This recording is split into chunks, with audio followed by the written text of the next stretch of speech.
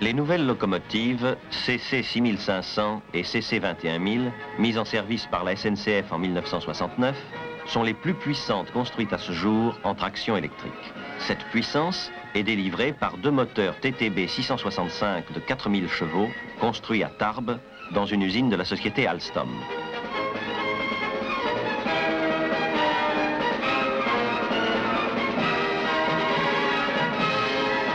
Constitué de deux moteurs élémentaires assemblés sur un même axe, le moteur TTB est donc un moteur double. De plus, il est auto-ventilé, solution qui n'avait encore jamais été adoptée pour une locomotive. Placé dans un champ magnétique, un conducteur parcouru par un courant électrique est soumis à l'action d'une force. La direction de cette force est donnée par la règle des trois doigts de la main droite. Pour construire un moteur électrique, on dispose autour d'un cylindre ou carcasse de l'induit des conducteurs en cuivre qui, soumis à l'action du champ magnétique créé par l'inducteur et parcouru par un courant électrique, vont développer des forces électromagnétiques et faire tourner le cylindre. La règle des trois doigts de la main droite indique le sens des forces. Il faut cependant noter qu'il s'agit là d'une théorie simplifiée. Dans la réalité, les phénomènes sont plus complexes. Le courant est amené au conducteur de l'induit par des balais en charbon qui frottent sur le collecteur.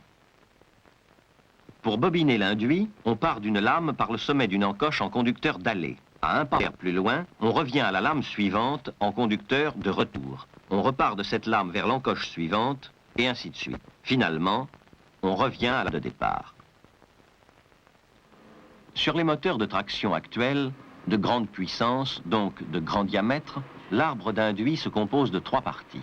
Sur la partie centrale creuse, ou corps du rotor, se fixent les bouts d'arbre, de diamètre plus faible. Le demi-rotor du moteur TTB ne comporte qu'un seul bout d'arbre, puisque l'autre extrémité est assemblée au second demi-rotor.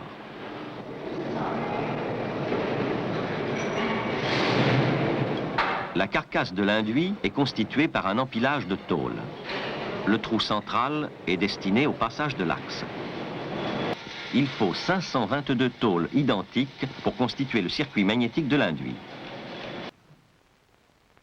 Le collecteur est un assemblage de lames de cuivre de section trapézoïdale séparées par des lames de micanite. Il comporte 492 lames en cuivre à l'argent et autant d'entrelames isolantes en micanite.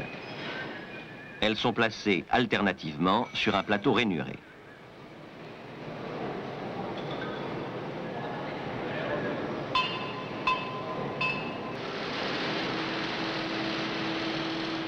Les bobines, fabriquées en fil préisolé Kapton Teflon, sont formées sur un outillage qui est conçu pour éviter d'endommager le film superficiel dont l'épaisseur n'est que de 7/100 de millimètre.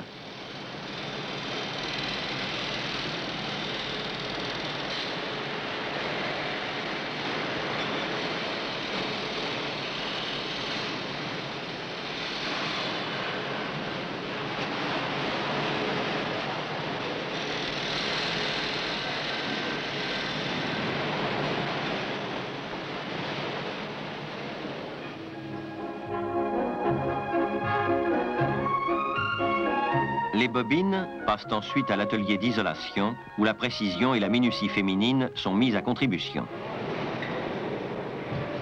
L'opération de bobinage consiste à placer les bobines d'induit dans les encoches du rotor.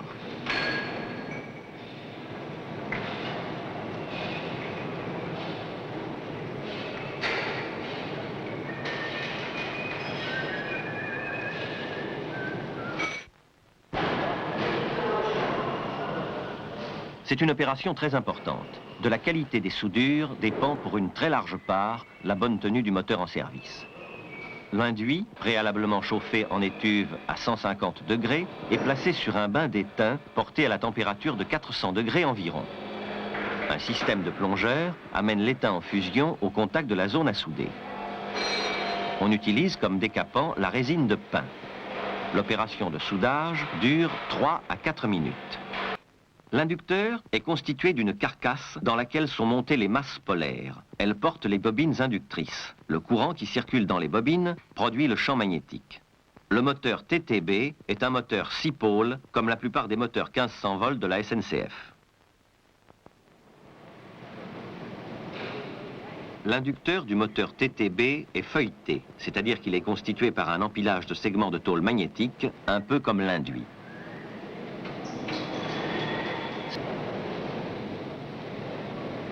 Les bobines principales sont constituées d'un ruban de cuivre de 3 mm d'épaisseur enroulé sur champ, ce qui donne une excellente tenue mécanique aux bobines en cas de court-circuit.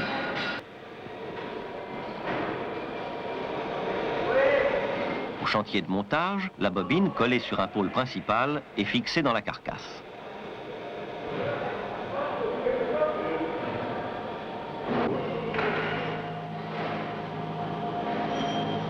On monte de la même façon toutes les bobines principales collées sur leurs pôles respectifs, puis les pôles auxiliaires ou pôles de commutation. La carcasse double, munie de son flasque palier inférieur et des 2 couronnes porte-balais, est prête à recevoir le rotor double. Au cours de la descente dans la carcasse des 4 tonnes du rotor, il ne faut blesser aucune des isolations. La manœuvre est délicate du fait que les entrefers ne mesurent que 5 mm.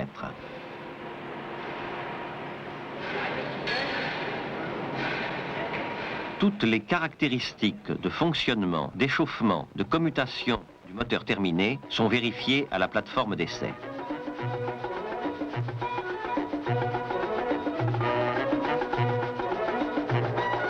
Pour un poids total de 10 500 kg, le moteur TTB 665 développe en régime continu une puissance de 2760 kW. La puissance massique est donc 3 fois plus importante que celle du moteur construit en 1950 pour les locomotives 2D2 9100 du Sud-Est. Cette seule comparaison illustre de façon saisissante les progrès réalisés dans la conception et la fabrication des moteurs de traction des locomotives de la SNCF.